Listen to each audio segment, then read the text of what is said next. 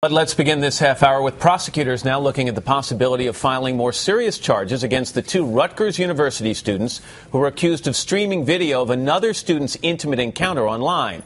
NBC's Mike Taibbi has more. Mike, good morning to you. Good morning, Matt. How are you? You know, there's a growing chorus of voices saying that the incident that was followed by the suicide of Rutgers freshman Tyler Clementi wasn't just an act of video voyeurism or cyberbullying, but of cyber gay bashing. But one of the suspects reportedly says not so. It has now been confirmed that the body pulled from the Hudson River was that of Rutgers freshman Tyler Clementi, who wrote on his Facebook page, "Jumping off the GW Bridge, sorry."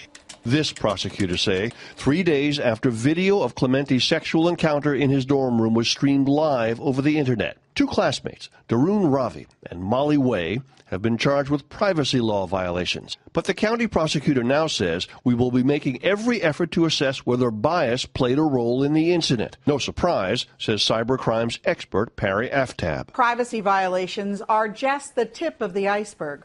We're looking at civil rights violations, wiretap, federal and state, probably harassment and many other crimes. Meanwhile, the respected Rutgers College newspaper, the Targum, reports that unnamed students say on the night of the incident, a strange older male arrived at the room Ravi shared with Clementi, and that Ravi had no intention of witnessing any kind of intimate encounter. According to the report, Ravi just wanted to see what was going on in his room when he went to Way's room and quickly looked at the video from his webcam that he'd left on. But a source close to one of the suspects told NBC News, after listening to a reading of the Targum account, that is basically the story Ravi is telling. But there's been no denial that Ravi tweeted that Clementi was making out with a dude. Yay!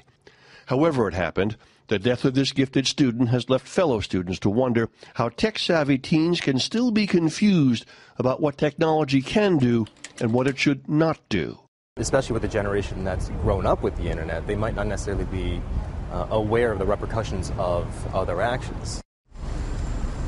The lawyers for the two suspects are not commenting. Meanwhile, the New York Times is reporting that someone who appears to have been Clementi in the days before the suicide wrote several posts on a gay website that suggest he was wrestling with what to do about a roommate who, in his words, was spying on him with a webcam. The last post just hours before Clementi jumped off the George Washington Bridge. Matt?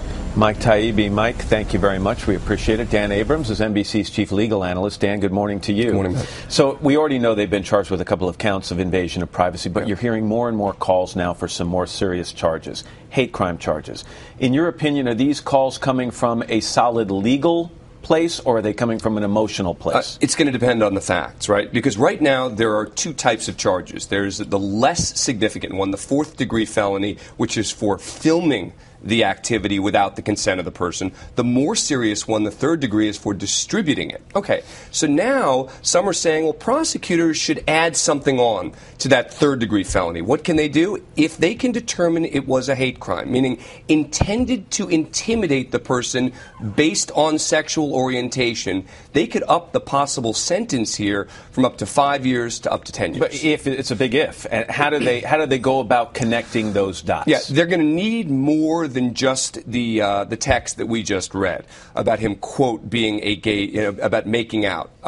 They're going to need to know that the reason that he did it, that his intent here was to intimidate him based on sexual orientation. That's going to be tough legally in a case like this. A lot of people are going to say, wait a second, what do you mean it's going to be tough? Look at the facts of what happened. The facts are one thing, but as a legal matter, you're going to have to show the intent of the person who was doing it. Let me ask you how this might play into all of this. According to a report in the New York Times, the roommate, Darun Ravi, tweeted back in August, so this is well in advance of this going on, that he, quote, just found out my roommate is gay, end quote. So now he has information. He then subsequently goes about setting up this webcam to record or distribute this encounter. Does that play into it? Sure. It'll be part of the totality of the circumstances. But basically, they're going to have to show this was more than just a prank, right? Because if it's a prank, then the charges that are out there are the right charges.